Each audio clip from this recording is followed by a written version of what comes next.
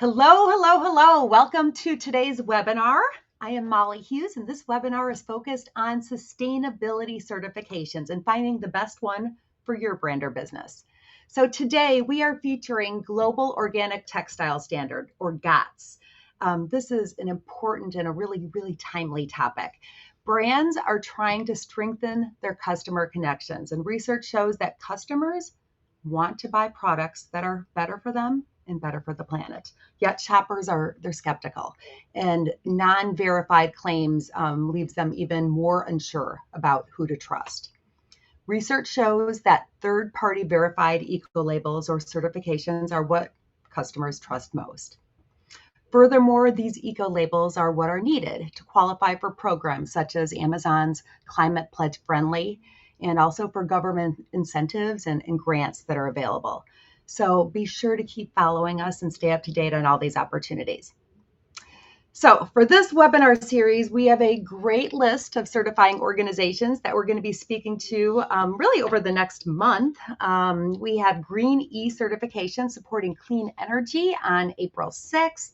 We have Cradle to Cradle for product lifecycle analysis on April 13th, and we're actually booked through most of May. So really a wide range of sustainability topics that are being addressed. So you are in the right place if you're a business considering a certification, or if you just really want to learn more about the process. We are going to have a couple survey questions at the end of this webinar. So if possible, please try to stay on to the end. But at this time, this is what you're all waiting for. I'd like to bring on today's guest. We are super excited to learn more about Global Organic Textile Standards, GOTS. It's a staple in the textile and fashion world and has really set the standard and framework for businesses that aim to be sustainable. So with us today is Lori Wyman, the North American representative for GOTS. Welcome to the webinar, Lori. Thank you, Molly. It's great to be here with you. Yeah. So, okay, let's start by learning a little bit about you and why you got involved in GOTS and why it's really close to your heart. Well, I was an organic teenager. I remember subscribing to Organic Gardening magazine. I went on to study plant and soil science, was my first degree. And I have always been involved in organic agriculture in various ways. And also, I just feel like my job was cut out for me because got a bachelor's in theater, and I worked in the costume shop, and I was involved in designing clothing and textiles and sewing, and so it all came together with this. I've worked in a lot of food co-ops. I worked with the Organic Trade Association for 8 years in the 90s. I So then I got involved in becoming an inspector with IOIA, the International Organic Inspection Association. I took their very first GOTS training that they offered in 2005 in Lubbock, Texas. And the rest is history. Here I am, the North American rep since 2016. Nice, nice. It's so great to find a job that you feel like there's importance to it, and it's the right fit for you. So that is great.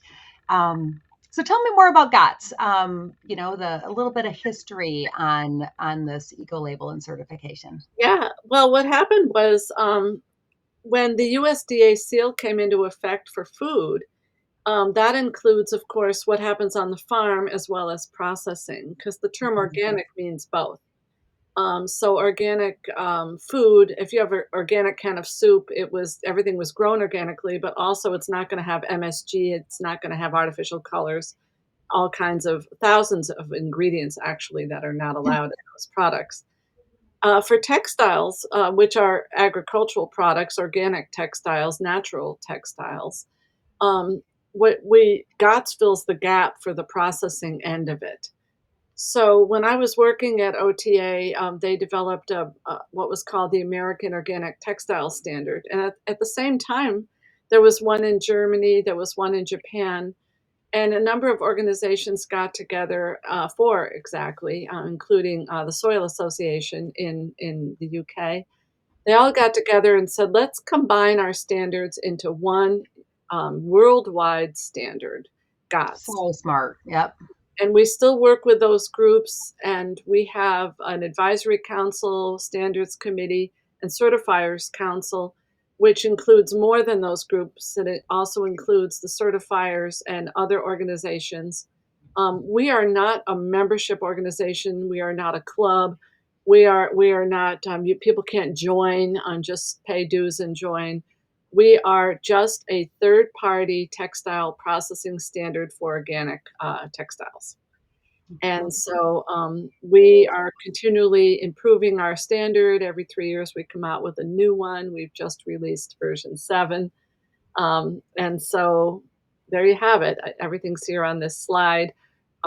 So our advisory council is made up. We're not influenced by brands. If brands want to make comments toward our standard, they can submit comments and ideas, and that goes through the process. But they're reviewed by these organizations that I spoke of. And here in the US, it's Organic Trade Association. Excellent. Okay. So who gets actually certified through GOTS? Is it the manufacturer, the farmer, the retailer? Well, they all do. The farmer gets certified, but not to GOTS. The farmer gets certified to the USDA, the same as food, because also keep in mind that cotton, for example, is a food crop and feed crop. Hmm. Cotton is grown for clothing, for textiles, and Hmm. yet the cotton seeds are used. They could be crushed for cottonseed oil, and the cottonseed meal is used in organic for the animals to eat and all that. So it's food and feed. So that's a USDA farm, and that farmer is going to grow peanuts and wheat and other crops. It's going to be continually using crop rotation, which is part of the organic process. Um, Hmm. and so we begin for cotton at the gin. There's a GOTS inspection at the gin, and then at the spinner, and then at the weaver, and then at the manufacturing facility, all the way through. And if there's a dye house, if there's a embroidery or any other process, every one of those steps includes a GOTS inspection annually. And Hmm. so we're very comprehensive, as you can see from this slide. We include all processing stages. Third party means GOTS itself, the standard holder, does not conduct any inspections or make any decisions about any company. There are certification bodies that handle that. So those certification bodies are the ones that go out and do the inspection work. We do require that the cotton that comes in, or wool or other material that's we include all natural fibers, but for cotton, it would be at when you're at the gin. I was an inspector for a number of years. I'd be at the gin. I would collect and review the national organic program certificates that came from the farmers to make sure indeed that the input material was organic from the farm level. But the inspection that I'm doing is a GOTS inspection. This includes ecological and social standards. So Hmm. there's no need for a company to have both GOTS and an additional fair trade standard. You will see some companies that have both because they Hmm. think the consumers want to see it. They're willing to pay for both and have both, but they don't need to. We are completely comprehensive in that way. We also review every chemical that's allowed, and we approve chemicals. So on our website, you'll see not only a directory of GOTS suppliers, but you'll also see a directory of GOTS inputs that have been approved. Okay. So you have a list out there, basically, a couple lists. You're going to have a list of certification organizations. You certify them, make sure that they're doing their job. So you'll have that list if somebody comes to you, but then you'll also have a list of where, if somebody's looking for, ingredients or, suppliers of those that have been got certified. Is that correct? Well, kind of. I want to clarify one thing. We authorize them to. We allow certain certification bodies. They apply to be one of our GOTS approved certification bodies. They are overseen and approved by accreditation bodies. So there's actually another level of organization called accreditation bodies that actually swoop in and do audits of certification bodies. So there's really a lot of verification that goes Right. on. Right. So if you're holding the GOTS label, there has been numerous steps that you know that, hey, they didn't get here and it wasn't an easy process necessarily, This or at is least it true. wasn't a non-certified process or non-verified process. This is true. There are many, many layers of authenticity that go on in order to be GOTS approved. Yes. Yeah. So before we move on, I see on the slide that's up right now, it's to put an end to greenwashing. So I want to talk a little bit about when I think of greenwashing, I'm usually thinking about consumers and consumers being more skeptical these days and wanting, to see an eco label. Um, what do you tell me a little bit about when you're talking to people, why you say it's important to get the GOT seal? Well, I actually hear from consumers every day, and we've had a Say Mhm. No to Greenwashing campaign for the last 6 months, which has been very successful, and in this, we feature, people in processing facilities all over the world who are interviewed, and it's a real exciting campaign. I encourage people to check that out. Um, I hear from people when consumers write to me, they'll write to me and say, I bought something on whatever platform and it said it was organic or it said it was GOTS. And when I received it, it didn't have a label on it and it didn't have a certification number. Is this really GOTS? And then I work with them and see, well, if it's a retailer that you purchased from, the retailer is not required to be certified, although they can choose to be, but that retailer needs to display, products that have the GOTS hang tag or Mhm. logo, which will have a certification number. That certification number, any consumer standing in a store, you can either hover your phone over it if it's got the barcode, and it'll go right to their certification, or you can type in that certification number, just the number itself, 5 digits, 8 digits, how many are that CB uses, certification body uses, and it will go straight to their, GOTS certificate on our supplier database. So Mhm. it could be verified directly to the consumer, and if the consumer bought something that was not properly labeled, we have a protection officer here. They fill in a form, a very short form that's right on our website, a complaint form, and it goes directly to that company, and that company can be informed that they're not able to make that claim and what they have to do in order to make that claim.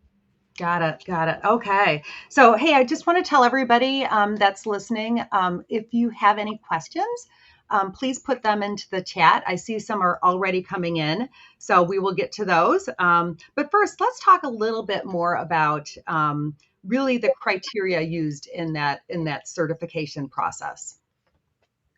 Okay, well, it depends on what level you're at. So if I'm an inspector and I go into a dye house, one thing I'm going to look at is, what chemicals are they using for the GOTS Mhm. products. Of course, that dye house can make um, do conventional work as well as GOTS.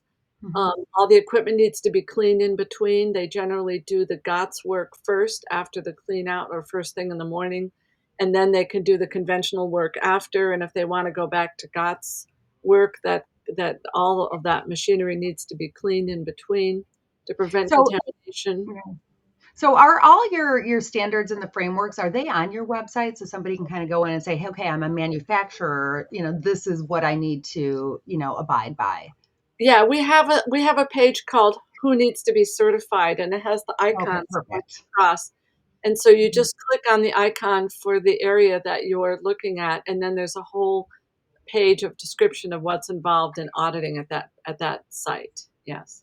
Very good. Okay, so right now we have a slide up and it's talking about social criteria. Yes, Um, yes. So these are the organizations in which we've based our standard. And so, as you can see, these are what we're involved in. And I should mention, because I threw in here, that GOTS is the only textile standard that addresses all 17 of the United Nations Sustainable Development Goals. wow, all 17. That's We that, and there's a lot of them. we are very comprehensive. Yeah, no kidding. Okay, I'm going to actually go to one of the questions because I think this is probably the right time for it. Organic cotton is below 2% of market share, right? How do we improve upon that? Well, I'm happy to say that the USDA NOP, National Organic Program, did put some more funds into helping farmers who want to transition to begin doing more to certify to organic. So conventional farmers are encouraged to get certified to start growing organic. We need to grow more organic. GOTS itself has a program in Mexico that we just started last year, and we had a wonderful, successful crop of organic cotton in Mexico in the high plains, and so that's exciting. I've been speaking with some farmers who in the American South who are growing more organic, and, yeah, consumers want organic, cotton. Consumers want to purchase, GOT certified products, and so farmers are answering that call. There's also some other wonderful materials. There's some hemp. There's a lot of work going on with hemp, with organic hemp.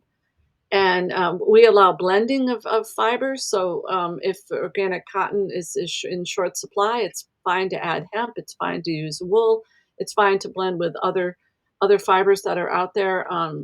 Some we require to be certified organic, some we don't Mhm, require to be certified organic. Depends, it's all in our standard, what's there. mhm. Um, but yeah, I know GOTS is I mean, organic cotton is only, 2% of what's grown, and that's one reason why our planet is so polluted because of what goes on in conventional cotton. It's not just herbicides and pesticides, it's fumigants, Mhm. it's defoliants, it's really a very, chemically laden industry. It's really agribusiness, and it's what we're up against. Mhm. So, you just mentioned that that I kind of want to talk a little bit more about is you were talking about farmers getting certified, and I had mentioned earlier that there's some government programs, at least here in the United States, for organic farming to incentives to get into the organic world. Um, Tell me just a teeny bit about that. We don't have to go into depth. And then I want to kind of talk just really quickly about kind of some other things that you think might be coming down the pike with that as well. Well, yeah, if a farmer is interested in growing an organic crop, say or raising organic sheep, for example, the farmer can contact the certification body, and I'm happy to share that. Anybody can email me at the end of this Mhm. webinar, and I'll share the NOP links to that. It's an organic integrity website. Um, and they can receive an incentive the first couple of years, which will offset the cost of certification. And after 3 years, the way it works and the way it's been working is that those farmers are doing so well with their organic programs that it's easy for them to continue staying certified and paying that small certification fee every year, which isn't really that much, but for a small farmer getting going, it can Started, be, right. It helps. yeah. Yeah, definitely. So, one thing with Softly is we like to keep on top of, any kind of government programs coming out, and the pollution prevention portion of the EPA is really looking at eco labels right now and making sure that the certifications actually match up to what they want to use in their federal purchasing guidelines. Mhm. So, one other reason to make sure that you're using a reputable and a good certification, the one that's right for your business, really. And then they also announced that there's some initiatives also coming down for businesses that are making strides when it comes to sustainability. And if they're either purchasing or selling sustainable products. So we're really excited to watch that very closely and see how that transitions into not only farming, but also into other areas of manufacturing and business. Yes, yes. Actually, I received a press release a few months ago from the Department of State that they actually came out of the COP conference in Sharm el Sheikh. They Mhm, had that big mhm, COP conference, and Hmm. they declared GOTS as one of the certifications that they recommended for federal purchasing. Yeah, very good. Very good. Okay. You had also talked about your global reach. You were talking about Mexico and other places. Let's talk a little bit about that and how you've grown over the years. Yeah, we have, and this figure that's up right now is actually brand new. It's we were just about to publish our annual report for 2022, and we grew by 10% last year. And as you can see, we've been growing exponentially. We've Hmm. had a nice big bump during the pandemic. This big bump you see there from 7,000 to over 10,000 facilities. That happened during the pandemic. And I think what was happening, my own opinion is that people had nesting instincts. They're in their homes, they're in their apartments. People were afraid to go out, or actually, in some places, were not allowed to go out, and wanted to have a clean home, wanted to make sure that their bedding, their towels, their what they're putting on their bodies was as safe as possible. And especially the home goods industry for GOTS really, really did quite well during that time and has continued to do well. Yep. The pandemic certainly drove the certification industry, including yours. And then as far as global reach, you're in what, how many countries? A Well, lot. we're involved in 83 countries, and you Wow. see North America, it says 2%. It doesn't seem like much. But what that means is we don't, we gave away our textile industry in the 1980s. It was a shame. We used to have, and we're starting to grow back, a very strong and robust textile industry, especially in the Carolinas and the whole in the South and Georgia, et cetera.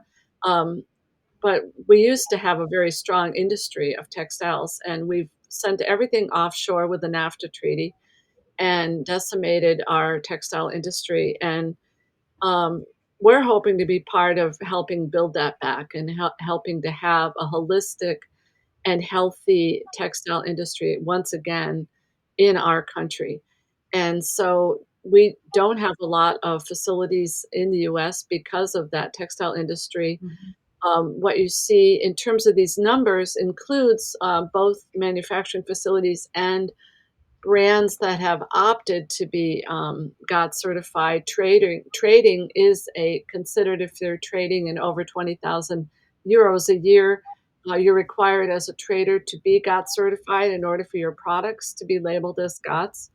So the 2% which you see for the US, which is what have we got on here? Yeah, 211 companies are made up a lot of trading companies, brands that are importing and are that's what these are made of. And when you see Europe Mhm. all together, it does have Portugal broken out and Germany. In Germany, the average consumers, they know what GOTS is, and you can walk into a Euro store, which is what we call a dollar store, and you'll find GOTS certified products there. I mean, it's just incredible. And we're catching up, where our Say No to Greenwashing campaign has definitely worked well. I know I'm getting more emails directly from consumers since that campaign. Mhm. And so, we are worldwide, and India obviously has the most manufacturing facilities for GOTS.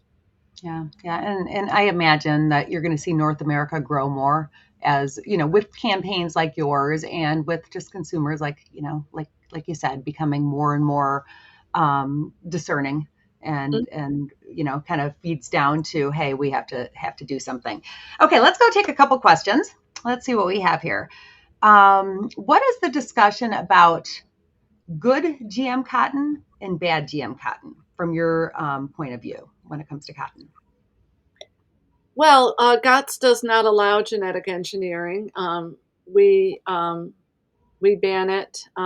We we do our best to try to. Well, first of all, we're purchasing when you're talking about the gin and you're in the whole supply chain. They're using organic cotton that's already been certified as organic. So Okay. that's already non-GMO Okay. allowed. So so that's not even part of our system, and we don't allow genetic modification in our chemicals and going forward along the supply chain. So in terms of a little bit bad or really, really bad, it's still bad. So I'm not really understanding the question, Yeah. I how think they it's just a debate out there of, people saying, hey, if it's genetically modified, it doesn't mean that it's not bad. But with your standards, there is no, it's a clean cut line, you're saying. yeah, it's just not within our scope to Mhm. be, considering, how bad. It's just Mhm. GMO is just not part of God's. Yeah. So, and this is kind of in addition to that same question. What will be the future in GATS when CRISPR Cas cotton line may come into reality soon? Do you know what that means? Well, that's a, yeah, I mean, I've only read about the vegetables that don't turn brown, that the CRISPR technology, you put the lettuce in the fridge and it's good for a few months or something like that. I mean, Mhm. this is I really You don't know a whole lot about it? it's Yeah. really, again, outside of the scope of what GOTS is about. Yeah. Yeah. Um, and are there any proper testing methods regarding that? We don't know right now because don't know a whole lot about that. Any other questions? Be sure to put them into the chat.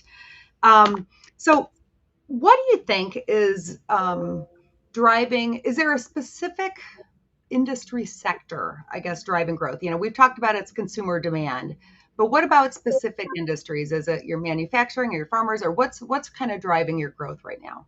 Yeah, well, there's 2 areas specifically. There's the newborn baby, time, Hmm. and of course, when a family is going to have a new baby, they want that nursery to be very clean. I just had my 4th grandchild born a month ago, and that baby has an organic mattress, you know, you better believe it, organic Hmm. blankets and clothing, and people are wanting a very clean environment for their newborns, and Hmm. so a woman who would doesn't think about buying organic clothing for herself when she's pregnant, she starts to think about her body in a different way, and her, um, especially what she's eating, but also what she's sleeping in for 8 hours a night or more, and what are you doing to yourself and what are you doing to your planet? If you keep Hmm. um, if you keep choosing to vote with your dollars by saying, "I'm gonna buy less, fewer pieces of clothing and instead buy quality clothing that's not hurting the planet." Hmm. What you're doing is making not only yourself cleaner and your home cleaner, you're actually helping all the agriculture that went in before you and all the chemicals that aren't going in those rivers and all of that. So the newborn baby time is definitely a time when you see a lot of people start using God's products and thinking Hmm. about God's products. The other area, as I mentioned with the pandemic, is, people's homes, the home goods industry in the US that are GOTS certified companies are doing quite well, and, they're finding that consumers are willing to spend a little more, and we're not allowed to make health claims, and yet I get testimonials from people all the time whose eczema went away and stuff, but we're not legally allowed to. I probably shouldn't even say it now, but we're not allowed to say, "Oh, this is better for you," because we can't make a claim like that. Hmm. Yeah, exactly. It's interesting that you're talking about. By the way, first of all, congratulations on being a new grandma or a grandma again. That's awesome. Thank you. It's interesting. We have a platform that actually helps consumers find products based on what's important to them. So it could be GOTS. They're looking for organic, fabrics, but it could also be, they want clean of certain ingredients or allergens or cleaning products for their home. And our biggest user of this platform, this browser extension, is young moms. Mhm. It just takes the research away from them, but I think you're right on. They, all of a sudden they're like, oh, I'm responsible for somebody else and keeping my household safe and clean and really providing the best environment for my kiddo. So okay, another question came in. Did you apply for the audit? And this is one that I had actually kind of talked a little bit about earlier, that the EPA is currently doing on eco labels. So GOTS will be part of that federal purchasing framework. Um, I I'm not really sure if we have or not. It wouldn't be myself who would do that. Um, if I just really don't know the answer to that. Yep, that's okay. If you don't know, that means that they can always reach out and we'll try to find the answer to for you. Anything else that you want to add before we kind of come to an end? Really, in a minute, we are going to show on the screen a website and also Lori's email address. So if any of you are out there and want to get a hold of her, you can certainly email her. You'll also be able to find all the frameworks and standards as well.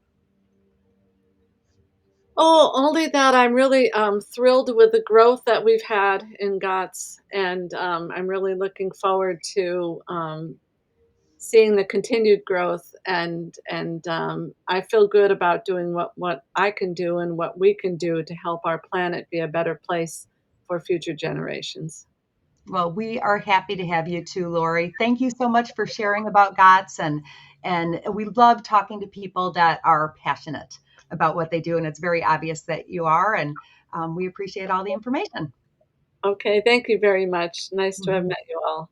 Yeah. So we shared a lot of great information today. And we'll give you a way to be able to contact Lori in just a minute. Research shows that most people do want to support purpose-driven businesses, ones that are really doing the right thing, yet they just don't know who to trust. So all of the brands and businesses out there today that were listening, or manufacturers, today we really talked about a great way to build that trust. Our goal at Softly is to help you with that entire process. We're doing these webinars so you can learn about third-party verification and certifications and really find the best one for your business. We're actually piloting a platform. So if there's anybody interested in working with us, we're looking for pilot organizations and businesses to work with us. So reach out to me. We also have a platform that will take that message right to consumers. So the one I just talked about is kind of on the left, that digital marketplace to facilitate sustainability certifications. But we also have our personal sustainable shopping assistant. This is a free download. You can get it on the Chrome Web Store or at getsoftly.com. And what we do is we really elevate and suggest sustainable products that are certified to be what they say they are to the shopper. So to get a hold of us, here is the information. You'll see it on the screen in just a second. Information on both GOTS, Global Organic Textile Standard, as well as Softly. You can see there's websites and email addresses, and this is a recorded webinar, so this information will be available to you later as well.